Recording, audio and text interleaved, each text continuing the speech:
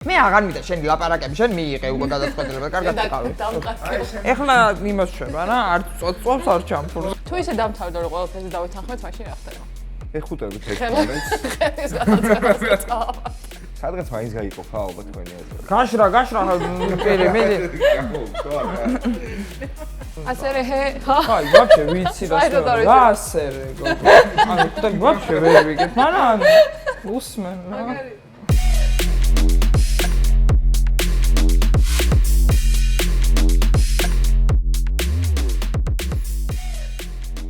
გამარჯობა, ეს არის გადაცემა მოდი ვიკამათოთ და დღეს პირველად ამ გადაცემის ისტორიაში გვყავს გოგო სტუმრები, ანანო თოთიაური და ნანკა გვარი.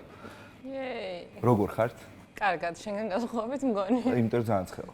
არ ვიცი თუ ჩვენი ანდრო ძალიან იტანია. შუქი ჩაქვრა სამწუხარო ცოტა ხნის წინ და ამის გამო გცხელა. მაგრამ არა უშავს.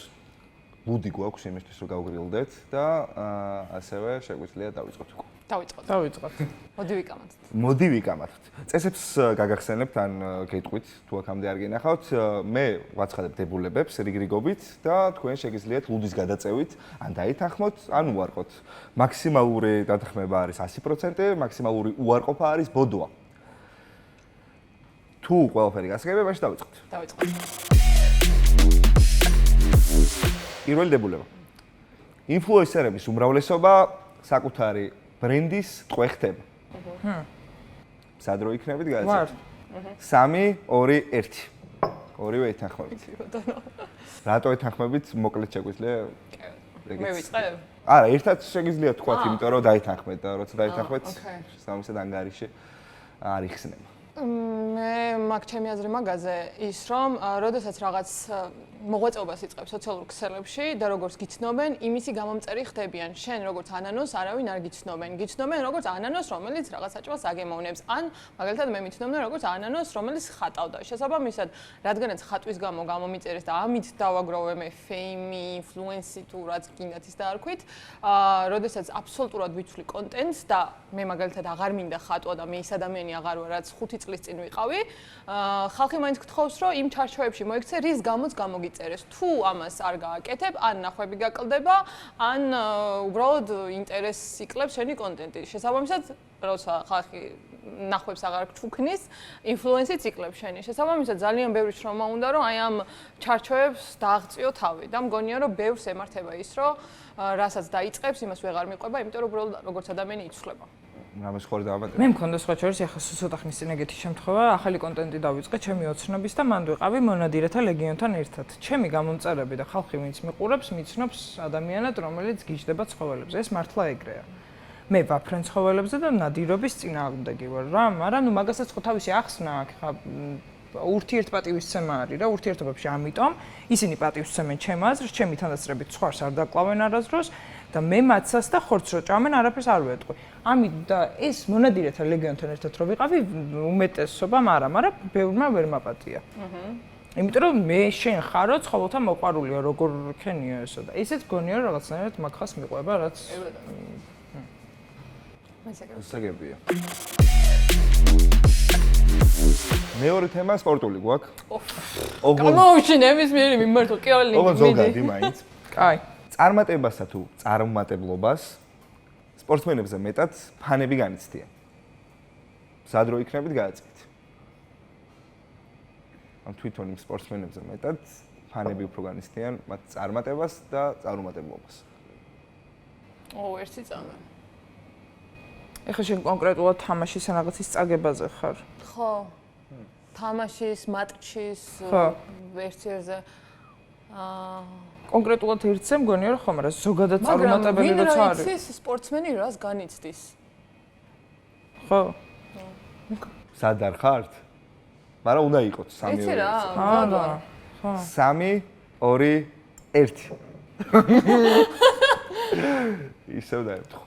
რატო? მაშინ ახლა შენ კითხავ, მოდი, რატო არ ეთანხმებ? რავი, ახლა ჩემი წარუმატებლობა, ჩემზე მეტად ვინმემ განიცადოს, მაგისი არ მიჯერა, როგორი ხომაგიც არ უნდა იყოს ჩემი. მგონია რომ ოჯახის წევრსაც ჩემზე მეტად შეიძლება ვერ ეტკინოს რა. სიმძაფრა ვერ აღიქვას ჩემთვის.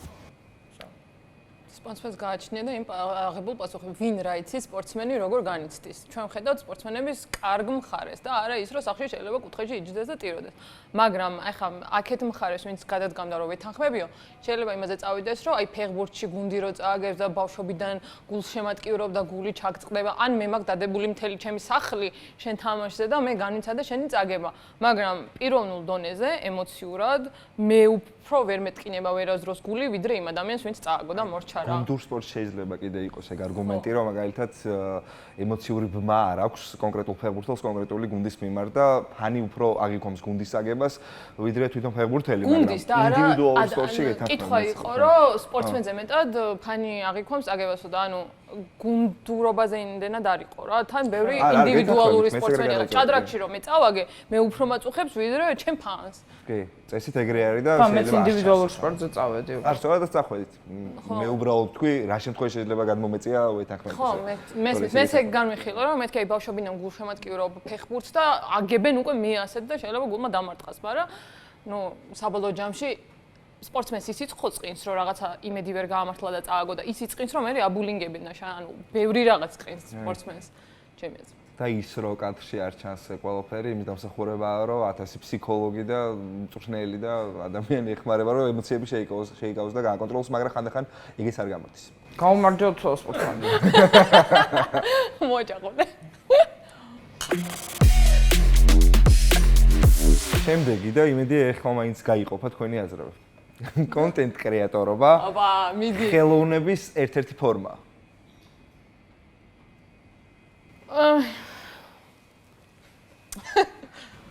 აქ ჩემი აზრები გაიყო და ეხლა შენ კარ კონტენტ კრეატორებზე გასაუბარი მე მგონი ესე ნუ მიანიშნეთ ერთმანეთს თორე კიდე დაემთხოვით და ვიჯდებით აქ ვისხდეთ შენ იჯეკი რა თქმა უნდა ჩვენ წავალთ მე რა იმდენი საერთო გვექნება რომ წავალთ უკვე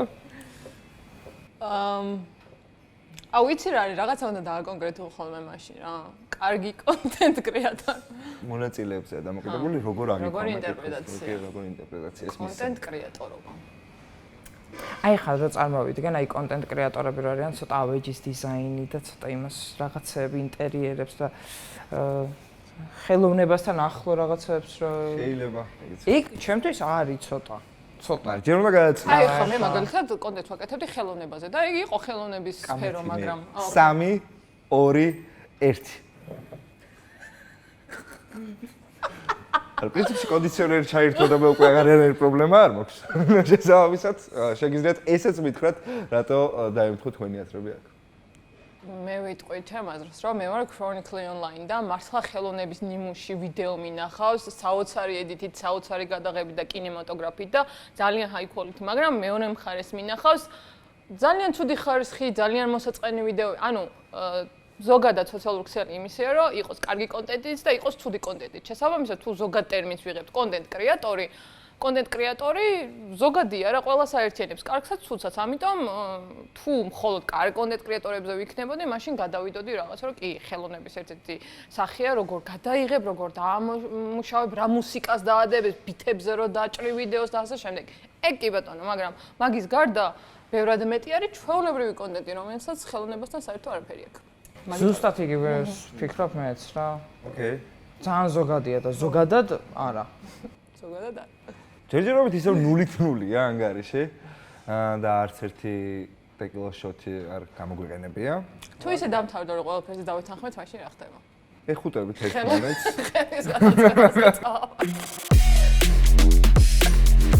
ტოპ სპორტსმენების ანაზღაურება არაადეკვატურია. 3 2 1 ვაუ, ბრავო. ბრავო, დაიწყე. რატო ეთანხმებ? ერთი წუთი გაქვს, მე ანანოს ექნება ერთი წუთი და მე საერთო წუთი. მე არ მგონია, ძალიან დიდი შრომა და დარწმუნებული ვარ ყველა სპორტში, რომელიც თან ტოპი არის, მაგრამ ვთვლი რომ არა ტოპ სპორტებსაც ცოტა რომ დაუთმონ ეგ თანხები, ცოტა გადმოუნაწილონ, ბევრად უფრო ბევრი სპორტი გახდება ტოპი. ну არ მგონია მე საერთოდ რამდენს უხდიან ხოლმე ფეხბურთელებს უხდიან მილიონებს ხო სოქს 100-ზე მეტი მილიონი აქვს წელიწადში ხო და ну არა სიგიჟეა რა მაგრამ ნახე ბევრი ფეხბურთელი არის ქველმოქმედი. მე აზრი ამაზე არ მაქვს. მე შემიძლია წამოვიღო რომ არ ვეთანხმები. არა, შენ უკვე მიიღე შენი გადაწყვეტილება და არა რას დაუპირისპირდი. მე იმას რომ თვითონ ის სპორტებია ძალიან მაღალ ანაზღაურებადი, რომელიც ისედაც ბევრ ფულს შოულობს რა. თუ ყურებადი საერთოდ არ არის სპორტი, იმას ანაზღაურებაც არ აქვს და ხალხი მართლა შემშლით იხოცება, ძალიან ბევრი კარგი მოჭიდავე ყავს და არ ექცევა ყურადღება და ინფრასტრუქტურა არ გვაქვს და ასე შემდეგ. ანუ სპორტსმენზეც ძალიან ბევრია დამოკიდებული, სპორტს რამდენად პოპულარულს გახდის. თუნდაც UFC ხო, რაღაც დონეზე ოდესღაც არ იყო პოპულარული, მაგრამ ამ სპორტსმენებმა იმდენი გააკეთეს, რომ ეს გახადეს პოპულარული და ძალიან ბევრი ფულის აკუმულირება მოახდინეს თვითონ სპორტში. შესაბამისად, იქ იმხელა სტრესია იყო ძალიან ცნობილი, ანუ რონალდო მესის დონის ფეხბურთელი იმხელა სტრესია, იმხელა ფსიქოლოგიური წნეხი და იმდენი შრომა, რომ შეიძლება ის 100 მილიონი საერთოდ არ შეგირგოს. ამიტომ მგონია, რომ ძალიან ლოგიკურად ანაზღაურდება, რამდენ ფულსაც აკეთებენ, იმის შესაბამისი ანაზღაურება აქვთ. საერთო წუთი თუ დანებდი? არა. კაკანო. ის რა, რაღაც მომენტში დავიჭირე, რომ ცოტა რაღაცეებში ზუსტად იგივეს ფიქრობს, რასაც. ან შენ უბრალოდ ფიქრობდი, რომ სხვა სპორტსაც სჭირდება ერთეული ანაზღაურება და არა ის, რომ იმათ აი ჩოგბურთში არის მაგალითად ეგეთი პრაქტიკა, რომ ქონიათ ინიციატივა, რომ შედარებით დაბალი თანრიგის მოთამაშეებს დახმარებოდნენ და რაღაც ფონდი გაუკეთებია და ასე შემდეგ. ინდივიდუალურ სპორტებში შეიძლება უფრო ეგ მოთხოვა, მაგრამ ფეხბურთში, კალათბურთში და სხვა გუნდურ სპორტებში ეგრანაირად გამოვა. ვიღაცას გოლის დადებაზე სახლს ვიგებდე და იმას 2000 ლარი ქონდეს თვიური ანაზღაურება. ჩემი აზრით ეგეც სიგიჟე არ ვიცი. ნუ კალათბურთში არსებობს აი ძალიან შეერთად, მაგრამ ეგეთი ამბავიც რომ თვითონ შეიმციროს ხელფასი, რომ სხვა კარგი მოთამაშეები დაიმატონ და გუნდის სასარგებლოდ მოხდეს ყველაფერი. ნიუ-იორკში იყო. ხო და მე უფრო მაგის მომხრე ვარ რა, რომ რაღაცაები ცოტა არაადეკვატურია და ბევრ რაღაცას სადაც ფული უნდა ტრიალებდეს იმისთვის რომ გაიზარდოს არ ტრიალებს. შეიძლება, მაგრამ ეგ ხო, მაგრამ ინდივიდუალ, აი მესის რა ბრალია, რომ მაგალითად ვიღაცას გორში ქართულ მოჭიდავეს 100 ლარია ჩემოსავალ. არა, მესი არა, ხო. მე მაგეთ წავედი რა. თავისივე ქვეყანაში რა. მან ისიც არის, რომ იმხელა თანხას შოულობს კლუბი, რომ მესი თამაშობს მაგში, რომ ის თანხა მესის თუ არ ეკუთვნის, აბა ხო, აბა ვისე, მეც მაგ ლოგიკით წავედი. სპორტსმენებს თუ არ განავთი. მან უკვე ვირა. მაშინ სვამ, მე მგონი, იმიტომ რომ ერთით მე ვსვავ, კი. დაწინაურდა, როგორც იქნა გაიხსნა ანგარიში. მაგრამ ანკაც ნუ მარტივად დანებდა შუაში, თორე შეიძლება და არ დანებდა, უფრო კეთილი განზრახვა ხო, არა, გასაგებია იგი. სიმღერაში მელოდია უფრო მნიშვნელოვანია, ვიდრე ტექსტის აზრი. დავაი, იალა. გამოვშვი 1 2 3. 3 2 1. 100% და ითანხმები. რატო? არა, არ მკიდია ეხა ეს. პირველი 5 წამი მე მელოდია თუ არ მომწონს, ეგრევე გავთიშო. 5 არა და ჯეური წამი. ან ძალიან ბევრი ხურის სიმღერა, რომელსაც საერთოდ არ ვიცი რას ლაპარაკობენ. საერთოდ ხო.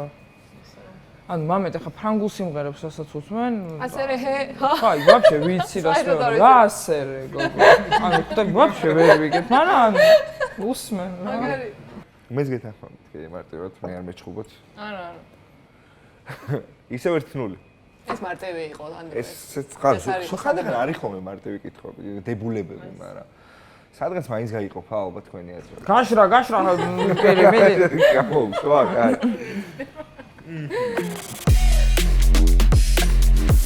ხელოვნური ინტელექტი ოპა, აბა. ვერ ჩაანაცვლებს შემოქმედებით საქმიანობას. ოკეი, მინდი. აუ 1 წამი. ეგ ჩემ აზრზე ვარ სულ. ხო, ჩემი აზრით? და მეც თქვენი აზრებიდან გამომდინარე ვიღებ გადაწყვეტილებას და არა იმ მე მაგაზე YouTube ვიდეო მაგ გადაღებული 1 წლის წინ ჯერ კიდევ რომ მაშინ არ დაგვასპოილერო. სულ 2 წლის წინ. არა, და ვერ, არის პასუხი ის თავარი ამბა. 1 წამი.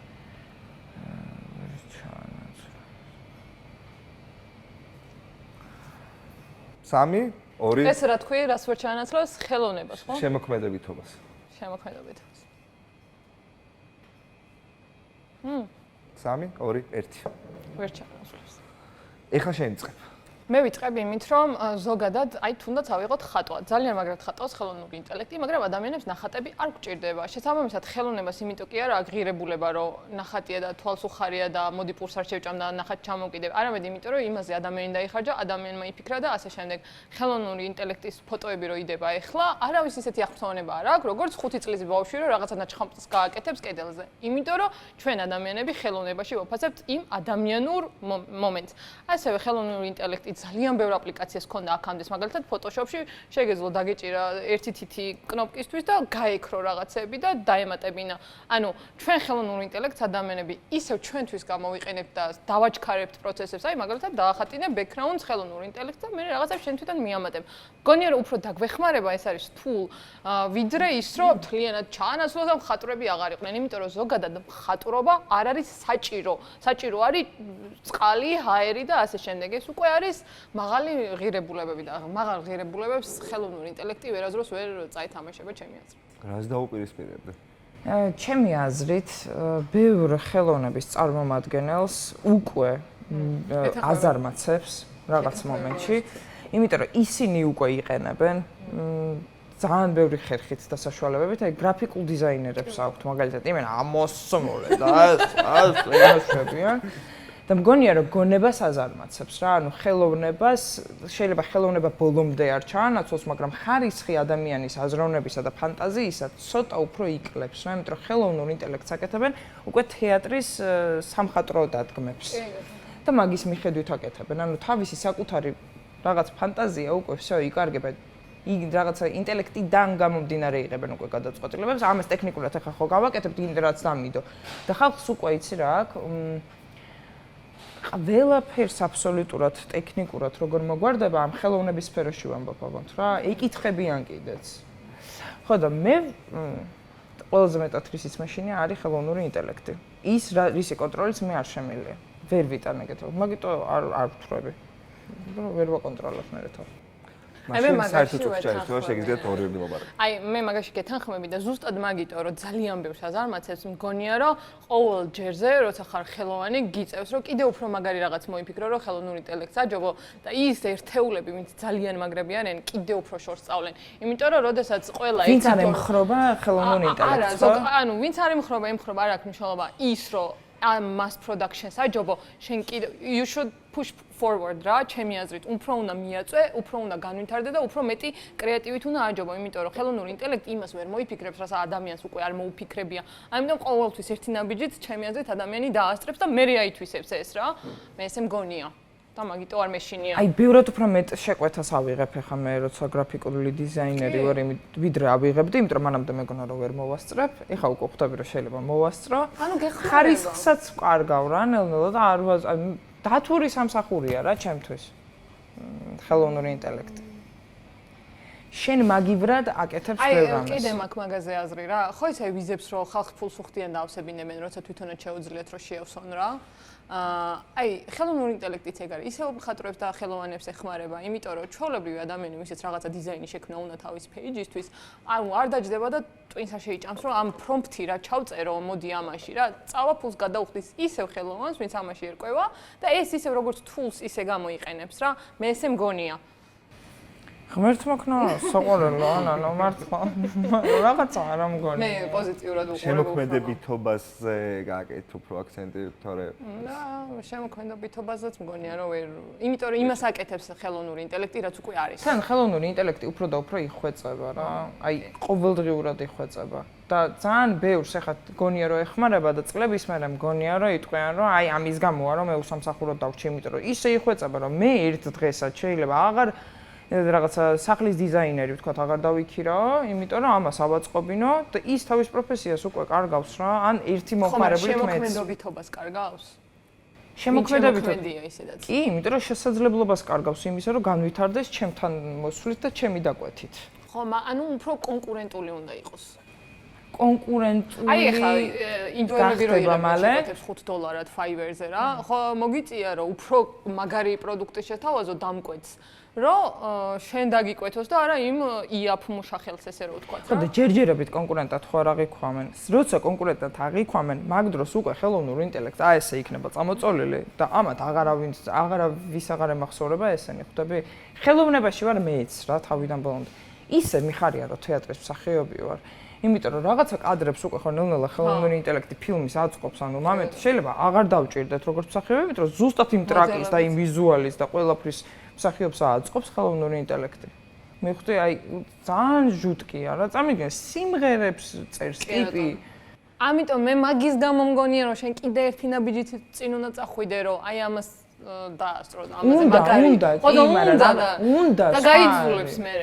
არა, მე მგონია რომ როცა კონკურენცია არის როგორ მაიძულებს მე ვიდრე როდესაც კონკურენცია ტვინი დამეღალა და მომენტ სიმღერის ტექსტი მოდი დავაწერინო სიყვარულზე მე და დავაწერინო მე ტექსტებს ვწერ ძალიან ბევრს რა სიმღერისა მაგრამ დედას ვფიცავარ თუ არ მეფიქროს რომ უცებ მაგ დასაწერი რა გავაკეთო მელოდებიან სტუდიაში და დავაწერინებ თქო ანუ შენ შემოქმედებითობას ხომ შენ გამოიყენე ხელოვნური ინტელექტი ანუ არ გამომიყენებია მაინც არა, იცი რას გულისხმობ, რომ ანუ შენ თულად გამოიყენე, იმან კი არ ჩაგანაცვლა, ან შენ კრეატივში კი არ გაჯობა. ეხლა ხელოვნური ინტელექტს რაღაცა ტექსტს რო ვაწერინებ, გული მიყდება, თუდად ხდები საზღვრავებს. მე ხო ვიტყვი მე სტუდიაში რომ მე დავწერე ეს ტექსტი.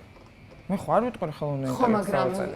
ეს ხო უკვე იმას ნიშნავს. თულად ხელოვნური ინტელექტს აწერინებ?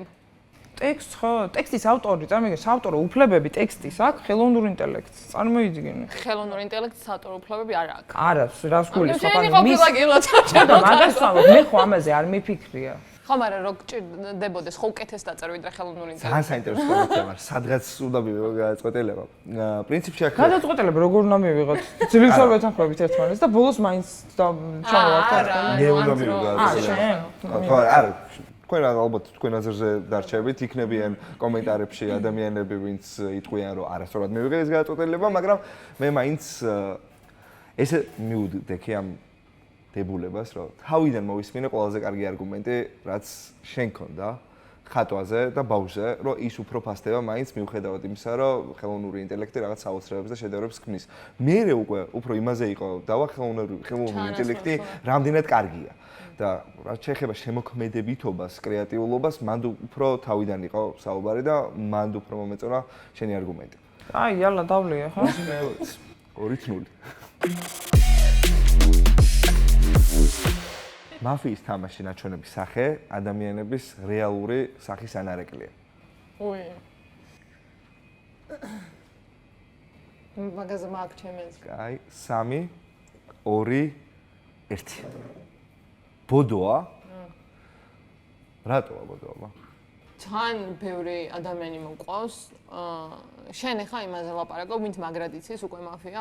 ეს ხო არის, ვინც დამწყებიც არის, ვინც საშუალო დონეა და ვინც არა, ყველა იგულისხმება. ყველა იგულისხმება და ყველა თავის სფეროში ძალიან მაგარია, მაგრამ შეიძლება მაფიაში არ იყოს მაგარი და ეს ვერანაირად ვერ ასახავს შენს ხასიათის უფრო და ვერც ხასიათს ვერ ასახავს. ტიპაჟის და არა იმის რამდენად იმიტომ რომ მაფიაში უნდა რაღაცები მოიტყუო, უნდა დახუჭო თვალი, უნდა რაღაცები გაძრე-გამოძრე და ეს შეიძლება მე მაგალითად საერთოდ არ მაქვს გაძრომა, გამოძრომას საერთოდ არ მაქვს რეალურ ცხოვრებაში რა. შეიძლება მოვკოდე ნერვიულობისგან რაღაცა ერთ ტყუილს ვერ ვიტყვი, მაგრამ მაფიაში ეს არის თამაშის სტრატეგია, შესაბამისად ეს არ ვფიქრობ, რომ თამაში ასახავს ადამიანის ხასიათს. თორე მაშინ ყველანი მატყუარები და манипуляტორები და ჩაპლაღეღალო ყოფილვართ. არა, რა თქმა უნდა. არ არია თუ მეგობრებო, ვისაც ქონათ ეჭვი. ჩაპლაღები მაფიაში არ არის. ესენი რეალურ ცხოვრებაში მოიტყუებიანო, ესე იგი არ ყოფილა. შენც როგორც ხვდები ეგეთ აზრზე ხარ, მაგრამ მე მომწევია მაფიაში ტყუილი და ან ზოგადად არ ვიტყუარი. ვამძიმებს ყვდები და იქ გიწევს ახლა რა თამაშია. და როლს ირგებ რა. როლს ირგებ. აი იქ მაგალითად აი ხა ვიტყვი რა, თამაშის ერთ-ერთი შემადგენელი ნაწილი არის ემოციური რა. მე რო იქ შეიძლება აი ჯითუჯეს ძალიან ბევრი გაუკეთებია, ვითომ გაბრაზებულა აუღია დაუწყვეტებია რაღაც რა. ეს არის ყველაფერი რომ манипуляცია მოახდინო სხვა მოთამაშეებზე. მე შეიძლება ცხოვრებაში არ ავდგე და ეს არ დავლეწო და არ დავარტყა. არასდროს არ ვიზამ მაგას, მაგრამ მაფია ხო, მსახიობო. მსახიობო. თამაშობ ეგრე მაფიის თამაშობ. ხო, აი ყველს რო თამაშობს მსახიობი რა მკვლელია რეალურ ცხოვრებაში, ანუ შეშლილი არა ხო? ეგრეა მაფიაშიც ცოტა დებილის როლი შეგიძლია მოერგო, რომ აი მე ვერ გავიგე რა ხდება. მე მოვირგე პირველად. მე რა ცოტა რთულად გამოვედი მაგ როლიდან და ცოტა ჩამოგაკალდა. ცოტა დამაკლდა რაღაცები. მე ერთხელ არ ნაყოფი და ბოლომდე არ ვიცოდი წესები. და კიდე კარგად შემოურჩი, არ ვიცი რანაირად. ბოლოს სერიალმა დაამოღამა რომ მაფია ვიყავი, თორემ ბოლოს დაურჩი. მე რა ეგეთი ხარ როგორც იქ იყავი? არა შენ ეხა არ მოგიწია ძამევრი თამაში. ეხა უკეთესად ვიცი ოფისში ვთამაშობ ხოლმე და ეხა ცოტა გამვითარეთ თორე. აი ხო, რაღაცაც მომავალში შეგვიძლია კიდე გადაკვეთა, მაგრამ არა იმ დროს რაც ვიყავი, ეგ ვიყავი. ზუსტად ეგ ვიყავი. ხო, შენ კი? ზუსტად ეგ ვიყავი რა. შენ მანიპულატორო და რეალურ ცხოვრებაში რაღაცებს უწევ. ხო, ან რეალურად მაგაზრზე დაფუძნებული დებულება იყო. ან გაგვიფანტა ეგ აზრი, ან დავთანხმებოდით. როგორც ჩანს, გავფანტეთ. 2-0-ია ისევ ანგარიში და შემდეგი დებულება წამაგებინეთ და წავედით. კამა მარტო უფრო სასიამოვნოა, ვიდრე ხალხთან ერთად. 3 2 1 დაიწყე. ეს ძალიან ინდივიდუალურია. ანუ ეხა ის შენი გემოვნებიდან გამომდინარე, უნდა განისაზღვროს მე დავთვრები თუ არ დავთვრები. ეს არ არის სამართლიანობა, მაგრამ მოდი გეტყვი. მე ვგიჟდები. მარტო ჩემ თავს რო დეიტს უწყობ.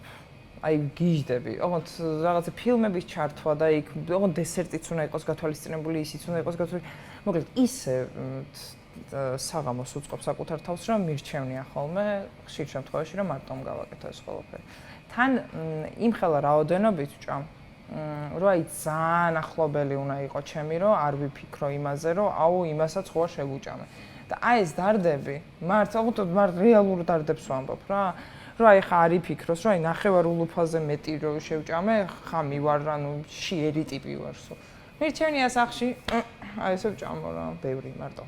რატო გეგონა არ ვიცი რომ მაინც და მაინც ამდებულებამდე უნდა გეთქვა რომ შენ ძალიან ინდივიდუალურად გეაწელებს, მაგრამ მიდიან ანუ შენს მაგის. მე ვფიქრობ რომ ეგ საჭმელზეა დამოკიდებული რა. ეხა დილით მაგალითად ჭამა ჩემთვის არ არის მხოლოდ ჭამა და ავდექი და პირში ჩავიდე გადაყლაპე რაღაც. ანუ ჩემთვის არის ის რომ მოვამზადო ეს ყავის რაღაცა რიტუალი ვით არის. დილით ჭამა მეც მარტო მირჩევნია ჩემს iPad-თან ერთად YouTube-ზე ჩამჯდარს, მაგრამ აი საჭმელს გაჟი აი ხინკლის ჭამა დავჯდე და მარტომ შევჭამა 20 წელი ხინკალი, ვაფშე არ მისწორდება. ზოგიერთი საჭმელი ჩემი აზრით არის სოციალური საჭმელი. აი ზესუმზიროს რომ მიერთმევ გინდა რომ რაღაც ჭორებს უსმინო და რაღაცები კოქტეილს რო სვა მინდა რომ ყავდეს რაღაც თანაპარტნიორი. ანუ ჩემი აზრით ეგ არის საჭმელზე დამოკიდე. აი სუშის რო ჭამ მირჩევნია მარტო ვიყო, იმიტომ რომ ძვირი ღირ შემოკარგოთ და სხვების დაპატიჟება ძალიან ძვირი ჯდება. ანუ გონია რა რომ საჭმელს გააჩნი ხა როგორ თქვა ხო, აი, LRG მირჩევნია რომ გამიკეთონ სამეგრელოში ჩემი მეგობრის დედა მამო მიწელოს და ანუ ყველა საჭმელს აქვს ჩემი აზრით თავისი დატვირთვა და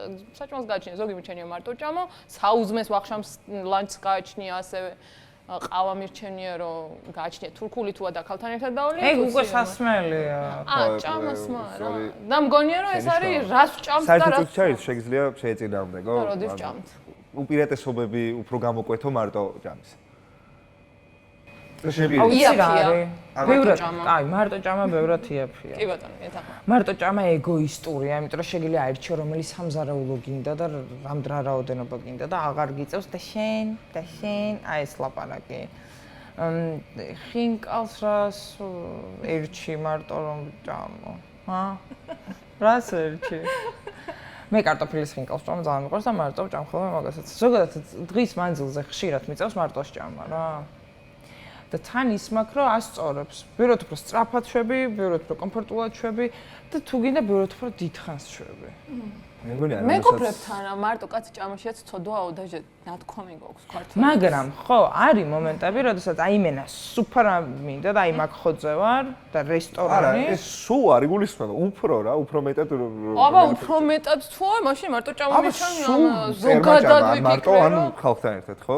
ანუ აი მეგობრებთან ერთად რო ჭამ ხოლმე. ხოლმე ხა 20 კაცთან. მე რო ვფიქრობ საღამოს სახში რომ მივალ, რა ჭამო მარტო რა გემრიელად ჩავჯდები. ჯიგარი ხარ ხო და ანანო დალევს ახლა ტეკილას, იმიტომ რომ მეც მარტო ჭამა მისწორდება და ხო ინდივიდუალურად რა თქმა უნდა სუბიექტური ვარ. ასე რომ 2-1. მე არა, არგუმენტებიც მომეწონა რეალურად. არგუმენტებიც მომეწონა რეალურად. არა, ანანოს და ბძოლას იმ. გავიგე რა სვამ, არა, მომწყურდა ძალიან არაყი. მაგარი არა. რამდენიც გინდა. რა მიშრო ამ კალმაპირი რა გავაკეთო? შენსო? აბა დო. აი დავლი. ანანოს მაგივრად და სნანკას დავალევენ. რეალურად არგუმენტებიც მომეწონა. სხვების გათვალისწინება არ გიწევს. შეგიძლია შენი კომფორტ შოუ ჩართო, უყურო და თან მიირთვა და თან მეც მარტო ჭამა მიყვარს. შეიძლება ბევრს ჭამდე და გეუხერხულოს ხალხი. არ გაქეკ. რა თქმა უნდა, მაგ. ჭამოთ ერთხელ ერთად. ანუ ბაზარი არა, მაგრამ მე მარტო როგორც ძალიან შენ არ იცი რა გამხდარ გოგოებს არა კრიტიკებენ ბევრის ჭამაზე. გამხდარ გოგოებს რა არა კრიტიკებენ ბევრის ჭამაზე არ იცი. ყველა მაგაზე რომ აკრიტიკებს მე. არ შენ რა გენახულება? აი ესე რომ გეუბნები. რა მენაგულება ვერ გავიგე, მე მივდივარ. მე მივდივარ დარბაზში და თავს ვაკლავ რომ არ დამეტყოს ეგ რაღაცა 2 კილოს ჭამა. იყოთ იმინე მართლა აი ესე დავდივარ ხოლმე. ეგ უფრო ის არის რომ ხალხი უნდა რომ კარგი მეტაბოლიზმი ქონდეს. აი ზოგი ხო არც ვარჯიშობს და მაინც არ სუქდება ბევრი ჭამის მიუხედავად. აი მაგაზე აი მაგათი მეცხრს და ალბათ ყველას ქიურთ, ვინც აი ყველას აბსოლუტურად მეგობრებო, ვინც აქ არის Fabor 24-ში ყველას შურს, ლუკა შენს გსურს? შურს? რომ ჭამენ და არ სუქდებიან. ძალიან შურს ლუკასაც. 2-1 არის ანგარიში, ცოტა დაიძაბა. ადამიანი სახლიდან მუშაობის დროს უფრო პროდუქტიულია ვიდრე ოფისში.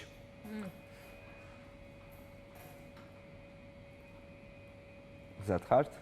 3 2 1. შენ გიწევს დაწყება. მე ზოგადად ეგეთ სამუშაო მაქვს რომ სახლიდან მიმუშაო და ჩემი აზრით ადამიანი უნდა ფასდებოდეს შესრულებული სამუშაოს ხარისხის მიხედვით. როგორ შეასრულებს მაგას აზრი არ უნდა ქონდეს საერთოდ ამ მნიშვნელობა არ უნდა ქონდეს. მე ვარ ისეთი ადამიანი, ვისაც შეუძლია აიღოს პასუხისმგებლობა თავის თავზე და საქმე გააკეთოს კარგად.